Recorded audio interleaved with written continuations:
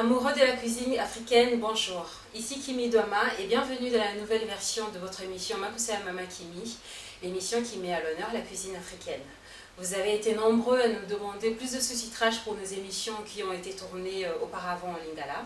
Nous vous avons écouté et nous avons décidé de faire deux versions de cette émission, une version en lingala et une version en français que nous allons vous présenter à partir de ce jour. Nous espérons que cette émission vous plaira beaucoup plus que la première version. Continuez à nous suivre et merci d'être fidèles à nos émissions. À la prochaine.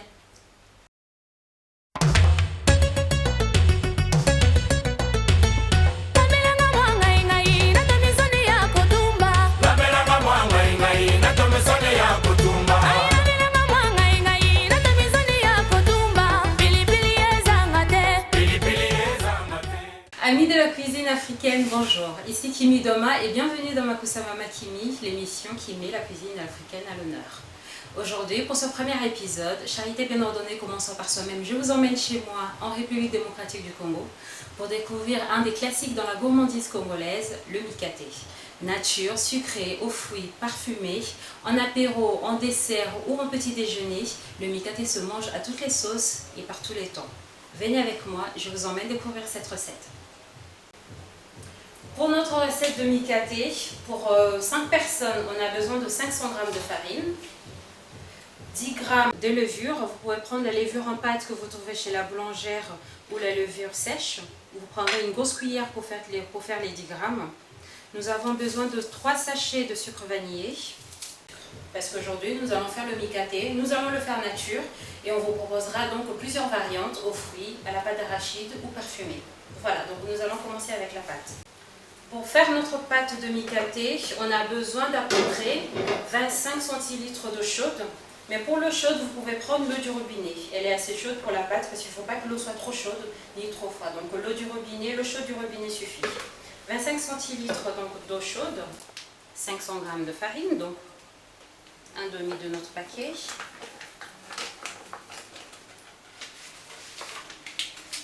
Nous allons diluer notre levure dans l'eau. Aidez-vous d'une spatule si vous pouvez. Vous faites-le carrément avec vos doigts, hein, c'est comme vous voulez. Une fois notre levure bien dissoute dans l'eau, nous le mélangeons avec notre pâte et tout de suite on commence à touiller. Donc n'hésitez pas à rajouter de l'eau, mais toujours de l'eau chaude du robinet. Bien mélanger la farine avec de l'eau. Donc la farine doit devenir bien homogène, bien lisse, élastique. Pas trop d'eau donc. Parce qu'en fait, quand on va rajouter du sucre, elle va encore ramollir de la pâte. Donc si vous mettez déjà trop d'eau à ce stade, votre pâte sera trop molle. Et les boules ne se feront pas très bien au moment de la cuisson. Donc voilà. Nous allons rajouter donc les 3 sachets de sucre vanillé.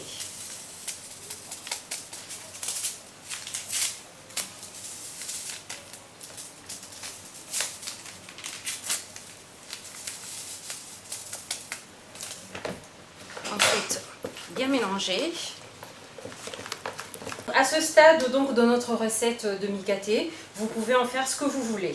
Donc soit la garder ainsi nature, soit écraser une banane bien mûre dedans pour la faire à la banane, soit mettre des copeaux de noix de coco râpées dedans pour le faire à la noix de coco, mettre 2 bonnes cuillères de pâte d'arachide pour le faire à la pâte d'arachide, le parfumer à l'essence d'ananas, de citron ou d'orange, comme vous voulez.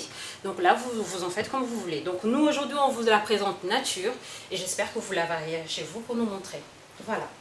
Donc, nature, déjà fini, et on va rajouter maintenant le sucre. Et pour le sucre, pour 500 g de farine, nous avons besoin de 100 g de sucre, à moins que vous vouliez beaucoup plus sucré. Dans ce cas-là, vous en rajouterez donc à votre goût. Donc 100 g de sucre équivaut à peu près à 100 cuillères à soupe standard. Donc on va rajouter 100 g. 2, 3, 4, 5. Voilà. Bien mélanger, toujours ajuster donc à ses propres goûts, hein. Plus de sucre ou moins de sucre, c'est comme vous voulez. Et ensuite, laisser reposer la pâte pendant au moins 2 heures, et donc sous une serviette pour que la pâte ne forme pas une croûte sèche. Voilà, donc bien couvrir et laisser donc reposer pendant 2 heures. Voilà, donc après 2 heures de repos, donc notre pâte a gonflé, normalement il a doublé de volume, donc vous voyez. Donc là, on va commencer à la faire cuire. Donc pour la faire cuire, on a besoin d'huile. On a mis de l'huile à chauffer. Une petite casserole remplie d'eau pour pouvoir tremper les mains pour pas que la pâte nous colle à la main. Voilà. Alors comment savoir si l'huile est bien chaude? Donc on le sait parce que dès qu'on trempe une boule, tout de suite elle remonte. Donc si votre boule ne remonte pas tout de suite, ça veut dire que l'huile n'est pas assez chaude. Voilà. Juste un coup de main à voir. On trempe la main dans l'eau. Entraînez-vous pour avoir le coup de main, pour pouvoir faire des micatés parfaitement rondes. Alors attention, l'huile ne doit pas être trop chaude, sinon le micaté ne va pas être cuit à l'intérieur mais doré à l'extérieur. Et pas non plus peu chaude parce que sinon ça risque pas, ça va trop être engorgé d'huile. Donc vraiment vérifier la bonne température, quitte à faire quelques boules avant. Dès qu'elle remonte, on sait qu'elle est chaude. Voilà, donc dès que la boule est bien dorée, le micaté est prêt. On va donc passer à table. Voilà, donc c'est fini pour notre recette de micaté. J'espère que vous allez vous régaler et que vous allez nous envoyer vos commentaires sur notre site www.toutenlingala.com. Et surtout, n'hésitez pas, si vous en voulez pour vos réceptions, un seul contact, www.dom-traiteur.com. Voilà, au plaisir.